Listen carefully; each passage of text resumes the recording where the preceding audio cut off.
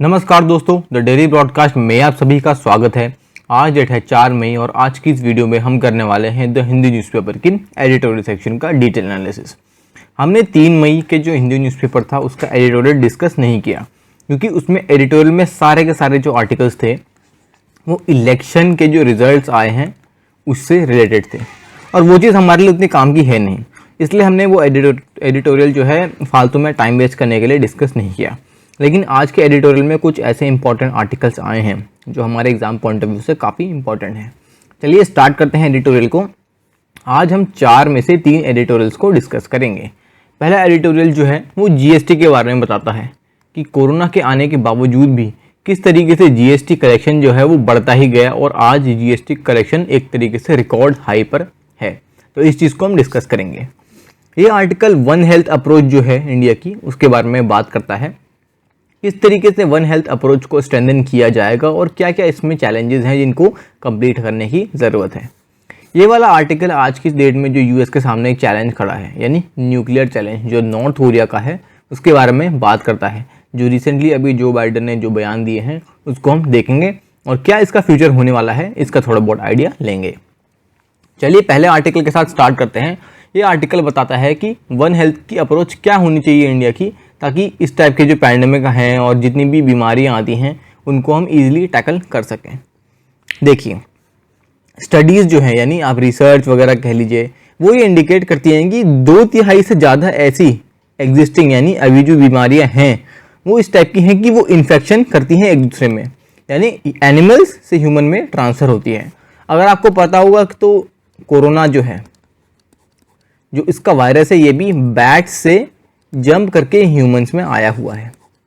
तो यहाँ पर ये भी एक जूनोटिक डिजीज़ का एग्जाम्पल है और यहाँ पर राइटर भी इस जूनोटिक डिजीज़ की ही बात कर रहे हैं। तो 2/3 से ऐसे ज़्यादा बीमारियाँ हैं जो आज की डेट में जिनका हमें पता तक नहीं है, लेकिन ये ऐसी हैं जो एनिमल से ह्यूमंस में जंप कर जाती हैं और एक बार ऐसा हुआ तो आगे जाके ये पैंडेमिक जैसे कोरोना बन चुका है इस टाइप के भी बन के बहुत दिक्कतें पैदा कर सकते हैं। तो इस टाइप के जो जितने भी डिजीज़ हैं इनका पता लगाना काफ़ी ज़रूरी है। एक बार पता लगेगा तभी हम इनको एलिमिनेट कर पाएंगे। उसके अलावा एक अलग कैटेगरी है जिसको कहते हैं एंथ्रोपोजूनोटिक इन्फेक्शंस। ये ऐसे इन्फेक्शंस हैं जो ह्यूमन से एनिमल्स में चले जाते हैं। देखिए अब एनिमल से ह्यूमन में तो जूनोटिक जाते हैं, लेकिन एंथ्रोपोजूनोटिक जो हैं वो ह्यूमन से एनिमल्स में यानी उसका उल्टा जाते हैं। ठीक है, अब बात सिर्फ यही नहीं है कि एनिमल से ह्यूमंस में डिजीज़ आ गए। इनफैक्ट अगर ह्यूमंस से जाके अगर एनिमल्स में भी कोई डिजीज़ आते हैं तो बहुत बड़ी संख्या में जानवर जो हैं वो मरने लग जाएंगे। अगर आपको पता होगा तो अभी अफ्रीकन स्वाइन फ्लू जो है उसने काफ़ी सारे पिग्स जो है नॉर्थ ईस्ट में किल कर दिए। Although African swine flu human से एनिमल्स में नहीं आया है, लेकिन मैं एग्जांपल दे रहा हूँ कि इस टाइप के जो डिजीज़ होते हैं ना ये भी बहुत हार्मफुल होते हैं, ये एक बहुत मेजर पॉपुलेशन को किल कर देते हैं। मान लीजिए अगर ऐसी कोई बीमारी है जो सिर्फ काउज या बफेलोस को अफेक्ट करती है तो इंडिया में मिल्क प्रोडक्शन बहुत कम हो जाएगा, मिल्क के प्राइसेस बहुत हाई हो जाएंगे, तो इस टाइप की दिक्कतें बहुत ज़्यादा पैदा हो जाएंगी। तो देखिए इसलिए यहाँ पर ध्यान देने की काफ़ी ज़रूरत है ताकि एनिमल्स भी सेफ रहें, क्योंकि इन सब चीज़ से हमारी इकोनॉमी, हमारे जितने भी जीडीपी प्रोडक्शन और बहुत सारे लोगों की लाइवलीहुड जो है वो जुड़ी हुई है। पिछले कुछ सालों में कई सारे इस टाइप के डिजीज़ देखे गए हैं, जैसे निपा वायरस बोल लो, इबोला बोल लो, सार्स बोल लो, जिसका जो अभी कोरोना का वायरस है उसे सार्स ही कहते हैं, MERS middle east respiratory syndrome, ये भी आप इसको सार्स कोरोना वायरस की तरह ही मान लीजिए, एवियन इन्फ्लुएंजा हो गया। तो इस टाइप के जितने वायरस है ना एक इनमें लिंकेज पाया गया है किसमें, इन्वायरमेंट, एनिमल और ह्यूमन हेल्थ के बीच में, इन सभी वायरसेस में। तो देखिए पता चलता है किस तरीके से ये चीज़ें इंटरकनेक्टेड हैं और इनको रिजॉल्व करना कितनी बड़ी आज की डेट में चैलेंज हो चुका है। इंडिया का विजन क्या है? इंडिया आज की डेट में एक वन हेल्थ का विजन रखता है। ये एक तरीके का ट्राइपार्टाइट प्लस एक अलायंस है जहाँ पर food and agriculture organization FAO और उसके साथ वर्ल्ड ऑर्गेनाइजेशन किसका, एनिमल हेल्थ का OI जिसको कहते हैं, उसके साथ WHO और UNEP, ये सारे एक साथ कोऑर्डिनेट कर रहे हैं आज की डेट में, तभी तो इसको ट्राइपार्टाइट प्लस अलायंस कहा गया है। ध्यान रखिए ट्राइपार्टाइट प्लस लिखा हुआ है। जैसे आपने कई बार सुना होगा OPEC प्लस, यानी ओपेक कंट्रीज तो होंगी, साथ में प्लस इंडिकेट करता है कि कुछ और कंट्रीज भी इसमें होंगी। वही चीज़ यहाँ पर भी है। ट्राइपार्टाइट का मतलब तो 3 कंट्रीज होता है, लेकिन यहाँ ट्राइपार्टाइट प्लस लिखा है तो 3+ यानी 3 से भी ज़्यादा कंट्रीज इसमें, कंट्रीज जो बोल रहा हूँ 3 से भी ज़्यादा ऑर्गेनाइजेशंस इसमें इन्वॉल्व हैं। अब क्योंकि इस टाइप की दिक्कतें जो है ना काफ़ी लॉन्ग टर्म में दिक्कतें पैदा करती हैं, तो इंडिया ने एक नेशनल स्टैंडिंग कमेटी बना डाली इस पे। किस चीज़ पे? National standing committee on zoonosis. इसकी स्थापना 1980 में हुई थी और इस साल क्या हुआ है, फंड सैंक्शन किए गए हैं, यानी ऐसे फंड्स बढ़ाए गए हैं जो इस कमेटी को फंड कर सके और एक तरीके से वन हेल्थ का सेंटर बना सके। और ऐसा ही एक डिपार्टमेंट जो है animal husbandry and dairying, DAHD, ये एक तरीके से फॉर्म किया गया है। ये जो डिपार्टमेंट है ये बहुत सारी स्कीम्स लॉन्च करता है और ये स्कीम ऐसी होती हैं जो एनिमल डिजीज को 2015 से रोकने में बहुत हेल्प कर रही हैं। अब देखिए इसमें भी पैटर्न जो है ना ये 90-10 का पैटर्न चल रहा है, यानी 90% फंडिंग केंद्र सरकार कर रही है और 10% फंडिंग राज्य सरकार इसमें कर रही है। ठीक है, एलोकेशन की बात करो तो 13,343 करोड़ जो है उसकी फंडिंग यहाँ पर टोटल कर चुकी है, यानी सैंक्शंस कर चुकी है। और किन डिजीज़ के लिए? फूट एंड माउथ डिजीज़, जो अक्सर आपने देखा होगा गाय भैंसों में जो ये चीज़ हो जाती हैं, ब्रूसेलोसिस कंट्रोल। तो देखिए ये सिर्फ इन दोनों बीमारियों के लिए ही 13,343 करोड़ जो है इतना एलोकेशन कर दिया गया है। तो बाकी डिजीज़ के लिए भी ये सब कंट्रोल जो है हो रहा है। अगर हम आगे बढ़ के देखें तो WHO ये भी एस्टिमेट करता है कि रेबीज़ यानी कुत्तों के काटने से और बैट्स के काटने से जो बीमारी होती है उससे रेबीज़ कहते हैं, वो भी एक टाइप का जूनोटिक डिजीज़ है क्योंकि वो एनिमल से ह्यूमन में जंप कर रहा है।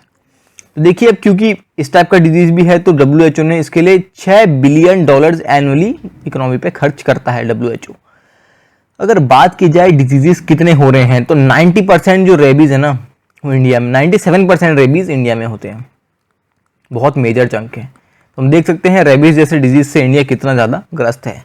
इसी को देखते हुए DAHD जो है, क्या, department of animal husbandry and dairying, जो हमने अभी भी पढ़ा था, उसने ministry of health and family welfare से पार्टनरशिप कर दी है। किस चीज़ में?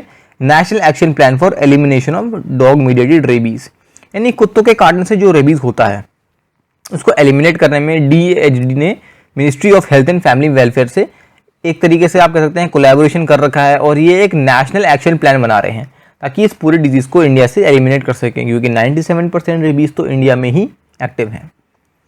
अगर पूरे वर्ल्ड की बात करूं तो साइंटिस्ट ने ये पाया गया है कि इस पूरे वर्ल्ड में 1.7 मिलियन वायरसेस ऐसे हैं जो आज की डेट में वाइल्ड लाइफ में सर्कुलेट कर रहे हैं। वाइल्ड लाइफ में सर्कुलेट कर रहे हैं यानी एनिमल्स में भी ये डिजीज़ होंगे, और जब एनिमल्स और ह्यूमन का कहीं भी कॉन्टैक्ट होता है तो ये डिजीज़ ट्रांसफ़र बहुत ईजिली हो सकते हैं। एक बार ट्रांसफ़र हो गए तो आपको पता है जो कंडीशन अभी कोरोना में हो रखी है यही कंडीशन दोबारा देखी जा सकती है। तो राइटर यहाँ कहना चाहते हैं कि हमें टाइमली डिटेक्शन करना है, समय पे इन डिजीज़ को पहचानने की ज़रूरत है, क्योंकि इंडिया जो है आज की डेट में, इंडिया में पॉपुलेशन इतनी ज़्यादा है, पॉपुलेशन डेंसिटी भी इनफैक्ट इतनी ज़्यादा है कि अगर इंडिया में कोई भी ऐसी बीमारी फैली तो आने वाले समय में और पैंडेमिक्स देखने को मिल सकते हैं जो हम बिल्कुल भी अफोर्ड नहीं कर सकते। राइटर यहाँ पर ये चीज़ कहना चाहते हैं। अब देखिए यहाँ पर ये इश्यूज़ जो है ना इनको सॉल्व कैसे किया जा सकता है, क्योंकि हर प्रॉब्लम का एक सल्यूशन ज़रूर होता है। तो उसका समाधान क्या है? देखिए हमें एक इन्फॉर्मेशन नेटवर्क बनाना है एनिमल प्रोडक्टिविटी और हेल्थ के लिए, और उसी के साथ साथ national animal disease reporting system बनाना है ताकि ये ऐसी गाइडलाइंस ले डाउन करें क्या क्या प्रैक्टिसेस हमें ऑन ग्राउंड करनी चाहिए एनिमल्स के साथ ताकि वो भी हेल्दी रहें, डिजीज़ का स्प्रेड ना हो। इस टाइप की चीज़ जब की जाएंगी ऑन ग्राउंड तब जाके हम देख सकते हैं चेंजेस आएंगे। ये हमारे वन हेल्थ का जो इनिशिएटिव है उसको इन्हांस करने में भी हेल्प करेगा, और ये इंक्रीज यानी इन्वेस्टमेंट बढ़ाएगा किसमें? वन हेल्थ के टारगेट को अचीव करने में, क्योंकि अभी के जो समय है उसमें ये चीज़ करनी काफ़ी ज़्यादा ज़रूरी है ताकि आगे आने वाले जो पैंडेमिक्स हैं उनको हम रोक सकें। ये आर्टिकल डिस्कस करता है रिकॉर्ड GST जो आज की डेट में हमारी कंट्री ने कलेक्ट किया है।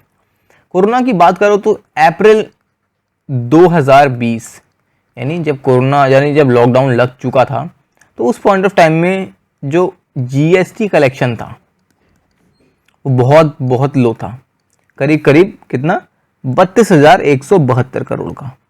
आज से अब अप्रैल 2020 के सीधे एक साल बाद यानी अप्रैल 2021 को यानी पिछला महीना उसमें GST कलेक्शन हुआ है कितना, जैसा आप यहाँ देख सकते हैं 1,41,384 करोड़, काफ़ी ज़्यादा है। बहुत ज़्यादा है। और आप इसको एक तरीके से अचीवमेंट ही कह लीजिए कि हमने इतना ज़्यादा जीएसटी कलेक्शन जो है किया है।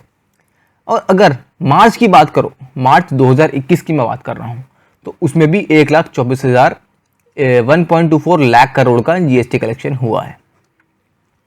अब जीएसटी कलेक्शन जो है कहाँ, पहले 32,172 करोड़ था, उसके बाद सीधा 1 लाख करोड़ के ही पार जाने लग गया। ऐसा कब से हुआ? देखिए, जीएसटी के जो कलेक्शन है ना, वो अक्टूबर 2020 से 1 लाख पार करने लगे, क्योंकि अक्टूबर में देखा गया कि जीएसटी रेवेन्यू जो है वो 1,05,000 करोड़ जो है पाया गया उस पॉइंट ऑफ टाइम। और हम देख सकते हैं उस पॉइंट ऑफ टाइम अक्टूबर से जीएसटी कलेक्शन हर बार 1 लाख को पार कर ही रहा है, और अभी तो करीब करीब 1,41,384 करोड़, अगर चीज़ें सही चलती रही तो 1.5 लाख करोड़ भी पार आराम से कर जाएगा। लेकिन अब एक रिपोर्ट है, wall of worry report, CRISIL के द्वारा जो पब्लिश की जाती है, उन्होंने ऐसे बहुत सारे इंडिकेटर्स वॉर्न किए हमें, ऐसे संकेत हमें दिए हैं कि आने वाले समय में जो अभी जीएसटी जो बहुत अच्छा परफॉर्म कर रहा है, ये आगे जाके नीचे गिर सकता है। क्यों? कोविड की सेकेंड वेव आ चुकी है, आपको भी पता है, सेकेंड का थर्ड वेव भी आ चुकी है। तो अब इसमें क्या हो रहा है कि कई जगह लॉकडाउन लग रहा है, कई जगह रिस्ट्रिक्शंस लग रहे हैं, ठीक है। इकोनॉमिक एक्टिविटीज़ को थोड़ा बंद किया जा रहा है, उनको रेगुलेट किया जा रहा है, क्योंकि वायरस का स्प्रेड काफ़ी ज़्यादा हो जाएगा वरना। तो ये सब चीज़ें जो है ना जीएसटी कलेक्शन पे इफ़ेक्ट डेफिनेटली करेंगी। इसलिए उन्होंने ये सारे संकेत दिए हैं कि ये चीज़ जो है 6% गिर सकती है, जैसे पिछली बार भी देखा गया था, क्योंकि पैंडेमिक काफ़ी ज़्यादा बढ़ रहा है। तो पैंडेमिक के बढ़ने के साथ साथ ही, जैसा मैंने आपको बताया, इकोनॉमी तो सफ़र कर ही रही है, उसके अलावा बहुत शॉर्टेज भी हो रही है हेल्थ इंफ्रास्ट्रक्चर में, हेल्थ इक्विपमेंट्स में, मेडिसिन में। और एक तरीके से जितने भी इंडस्ट्री लीडर्स हैं ना, जिनकी वजह से इतना जीएसटी कलेक्शन हुआ था, उनके लिए मजबूरी खड़ी हो चुकी है कि उनको अब ये लॉकडाउन का पालन करना ही पड़ेगा, इंडस्ट्रीज़ बंद करनी पड़ेगी, वर्कर्स को घर जाना पड़ेगा। तो इन सब चीज़ों को हम कंट्रोल नहीं कर पा रहे हैं अभी, और यही हमारे जीएसटी कलेक्शन को इफ़ेक्ट भी डेफिनेटली करेगा। तो आज की डेट में अभी इस समय की नीड क्या है, क्या क्या हम चीज़ अच्छी कर सकते हैं? पहले तो हमें जीएसटी के जो रेट स्लैब है उनको रेशनलाइज करने के लिए, यानी प्रॉपर्ली प्लान करने की ज़रूरत है, ठीक है। प्लान होंगे तो क्या होगा, देखिए, पहले तो एक प्रॉपर अलग से स्लैब बनाओ, किसके लिए? फ्यूल के लिए, पेट्रोल डीजल के लिए, क्योंकि आज की डेट में पेट्रोल और डीजल के प्राइसेस काफ़ी ज़्यादा बढ़ चुके हैं, जो एक आम आदमी की जेब पे बहुत मार दे रहे हैं। तो इनफैक्ट काफ़ी इकोनॉमिस्ट ने भी ये सजेस्ट किया कि पेट्रोल और डीजल जो है इनको जीएसटी के अंदर ला देना चाहिए, भले ही एक अलग से स्लैब बना दो। उन्होंने ऐसा नहीं कहा कि इसको 28% के स्लैब में ला दो, या इस टाइप के जो बने बनाए स्लैब हैं उनमें लेके आओ, क्योंकि सरकार को डेफिनेटली ज़्यादा कलेक्शन नहीं मिल पाएगा। बट एक डिफरेंट स्लैब ऐसा बना दीजिए जिसमें पेट्रोल 70-75 के आसपास आ जाए, ऐसा इकोनॉमिस्ट कह रहे हैं, ताकि आम लोग भी, उनके भी जेब पे भार ना पड़े, और जीएसटी जो है यहाँ पर भी वर्क करके सरकार को फ़ायदा ही करे। ऑल्दो थोड़ा कम सरकार की कमाई होगी, बट डेफिनेटली ये लोगों को तो हेल्प करेगा। ये चीज़ यहाँ पर इंपॉर्टेंट है। तो हमने देखा किस तरीके से पैंडेमिक के दौरान भी जो जिन चीज़ों को फ़ायदा हुआ है उसमें से एक जीएसटी भी है, उसका भी हमने एंगल देख लिया। ये आर्टिकल बात करता है न्यूक्लियर चैलेंज की, क्योंकि नॉर्थ कोरिया और यूएस के बीच में काफ़ी टेंशन्स बढ़ रही हैं। जो बाइडन ने किस चीज़ की बात करी अभी रिसेंटली? स्टर्न डेटरेंस की, यानी एक तरीके से उन्होंने नॉर्थ कोरिया के जो न्यूक्लियर प्रोग्राम है ना, उसको बहुत एंग्री रिएक्शन दिया हुआ है। क्यों? क्योंकि देखिए, जो बाइडन अपने बयान में ये कहते हैं कि ईरान और नॉर्थ कोरिया के जो न्यूक्लियर प्रोग्राम्स हैं ना, ये एक तरीके से ना अमेरिका की सिक्योरिटी और पूरे वर्ल्ड की सिक्योरिटी को बहुत सीरियस थ्रेट पहुंचाते हैं। देखिए, आपको पता होगा कि ईरान न्यूक्लियर डील में नेगोशिएशंस करने के लिए जो बाइडन कितने उतावले हैं, कितना मतलब नेगोशिएट करना वहाँ पर चाह रहे हैं। अब वही बात यहाँ पर नॉर्थ कोरिया के साथ भी हो रही है। तो डेफिनेट बात है, उनको लगता है कि हाँ, ईरान का न्यूक्लियर प्रोग्राम और नॉर्थ कोरिया का न्यूक्लियर प्रोग्राम जो है वो अमेरिका के लिए एक तरीके से खतरा है, इसलिए वो इन सब चीज़ों को रोकने के लिए डिप्लोमेसी का इस्तेमाल कर रहे हैं। अब हम देख सकते हैं कि अगर बराक ओबामा की स्ट्रैटेजी की बात करो और डोनाल्ड ट्रंप के टाइम के में डीलिंग की बात करो, तो दोनों के जो तरीके थे ना इन सब चीज़ों को करने के बहुत अलग अलग थे। सिंपल सी बात है, नॉर्थ कोरिया का जो न्यूक्लियर चैलेंज है ना, ये आज की डेट में भी अनसॉल्व फॉरेन पॉलिसी के आप कह सकते हैं मध्य ही रह चुका है यूएस के लिए। देखिए, कई चीज़ ऐसी हैं, ईरान न्यूक्लियर डील भी वही चीज़ हो चुकी है, अफगानिस्तान तालिबान का जो इशू है वो भी सेम चीज़ है। ये ऐसी चीज़ें हैं ना जिनका प्रॉपर हल ही नहीं निकल पा रहा, और इसमें कोरिया का न्यूक्लियर प्रोग्राम भी है। बिल क्लिंटन का जो एडमिनिस्ट्रेशन था, उन्होंने कोरिया के साथ, नॉर्थ कोरिया के साथ एक फ्रेमवर्क साइन किया था। कहाँ? प्योंगयांग में। और उन्होंने ये जो फ्रेमवर्क साइन किया था, इसमें ये बातचीत हुई थी कि नॉर्थ कोरिया अपना न्यूक्लियर प्रोग्राम जो है हॉल्ट करेगा। बातचीत तो हो गई, लेकिन 2012 में नॉर्थ कोरिया ने अपनी एक सैटेलाइट जो है लॉन्च कर दी। और ये चीज़ भी उस जो उनका एग्रीमेंट होगा उसमें ये चीज़ भी मेंशन होगी कि उनको इस टाइप की चीज़ नहीं करनी है स्पेस प्रोग्राम्स में, लेकिन नॉर्थ कोरिया ने सैटेलाइट लॉन्च करके ये एग्रीमेंट को तोड़ दिया। ठीक है, तो आज की डेट में अब ट्रंप एडमिनिस्ट्रेशन के टाइम में जो थ्योरी रही थी, उन्होंने एग्री किया था कि वो कंप्लीट डीन्यूक्लियराइजेशन करेंगे कोरियन पेनिनसुला का, लेकिन वो एक तरीके से इस फॉर्मूला में फेल हो गए। 2019 में ट्रंप और किम जोंग उन में समिट हुआ था हैनोई में। ठीक है, अब यहाँ पर समिट तो हुआ, यूएस ने प्रपोज किया कि किस तरीके से वो सैंक्शंस हटाएंगे नॉर्थ कोरिया के ऊपर से, और नॉर्थ कोरिया जो है डीन्यूक्लियराइज करेगा अपने इस न्यूक्लियर प्रोग्राम को। लेकिन नॉर्थ कोरिया ने इसको रिजेक्ट कर दिया, यानी नॉर्थ कोरिया को सैंक्शन से फ़र्क नहीं पड़ता, उनको अपनी न्यूक्लियर एनर्जी को यानी न्यूक्लियर पावर को एनहेंस करना ही करना है, ये ऐसा उन्होंने शो किया। तब से क्या हो रहा है कि नॉर्थ कोरिया और यूएस के बीच में जो आपस में रिलेशंस हैं वो इम्प्रूव नहीं हो रहे, कोई भी रिलेशंस में इम्प्रूव नहीं देखा जा रहा है। जो बाइडन जब उन्होंने ऑफिस एज्यूम किया तो लोगों ने ये चीज़ डेफिनेट सी बात है लोगों के दिमाग में आई कि क्योंकि डोनाल्ड ट्रंप के से बिल्कुल अपोजिट है जो बाइडन, तो उनकी पॉलिसीज़ डेफिनेटली ग्लोब में असर लाएंगी, लेकिन ऐसा कुछ बहुत असर देखा नहीं जा रहा है। तब से लेके अब तक नॉर्थ कोरिया ने काफ़ी सारे शॉर्ट रेंज मिसाइल टेस्ट कर चुके हैं, और ये मिसाइल टेस्ट जो है ना यूएस को हमेशा अपने आप पे और पूरे वर्ल्ड पे एज अ खतरा नज़र आए। ये सब चीज़ें इसलिए आज की डेट में वो इसको डीन्यूक्लियराइज करने की बात कर रहे हैं। यूएस का मेन एम क्या है नॉर्थ ईस्टर्न एशिया में? उनका एम है कोरिया को डीन्यूक्लियराइज करो भाई, बाकी तो जो भी चीज़ हैं चलती रहेंगी, चाहे ईरान न्यूक्लियर डील है, अफगानिस्तान तालिबान का इशू है, लेकिन पहले तो नॉर्थ कोरिया को डीन्यूक्लियराइज करो, तभी जाके ये वर्ल्ड जो है सेफ है, ऐसा वो कहना चाहते हैं। लेकिन क्योंकि देखे गए हैं कि पास्ट में जो जो स्टेप्स लिए गए वो सारे के सारे फेल हुए हैं, तो अब क्योंकि स्टेप्स फेल हो रहे हैं तो स्ट्रैटेजी चेंज करने की ज़रूरत है। तो अब एक प्रैक्टिकल वे जो दिखता है वो क्या है, मिलिट्री स्ट्राइक के लिए जो डिप्लोमेसी है वही मिलिट्री डिप्लोमेसी के तहत ही अब नॉर्थ कोरिया जो है उसको डीन्यूक्लियराइज किया जा सकता है, ऐसा अमेरिका सोचता है। क्योंकि आज के डेट में नॉर्थ कोरिया जो है वो अपने मोरेटोरियम पे यानी अपनी न्यूक्लियर और long range ballistic missile test जो हैं उन पर बिल्कुल खड़ा है, वो इस चीज़ से मानने को तैयार नहीं है और वो अपने टेस्ट लगातार कर रहे हैं। तो आज की डेट में ऐसा है कि किम जोंग उन भी ये मानते हैं कि उनकी कंट्री जो है ये सैंक्शंस की वजह से जो भी अमेरिका ने ये सब चीज़ें करी हैं इनकी वजह से काफ़ी इकोनॉमिक क्राइसिस में है, तो वो अमेरिका से काफ़ी गुस्सा भी हैं। ये बात है कि आज की डेट में वो एक कॉमन कंसेंसस पे नहीं आ पा रहे हैं अमेरिका के साथ, क्योंकि सिंपल सी बात है उनका भी ईगो हर्ट है, क्योंकि उनकी इकोनॉमी को काफ़ी नुकसान पहुँचाया है यूएस ने, इसलिए वो भी अब बहुत हार्श हो रहे हैं।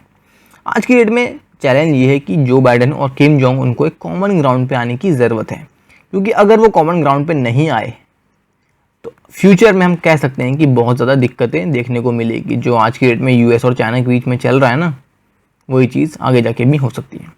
तो बाइडन एडमिनिस्ट्रेशन का नया जो फोकस है वो अब नॉर्थ कोरिया की स्ट्रैटेजी होनी चाहिए, ऐसा राइटर यहाँ पर कहना चाहते हैं।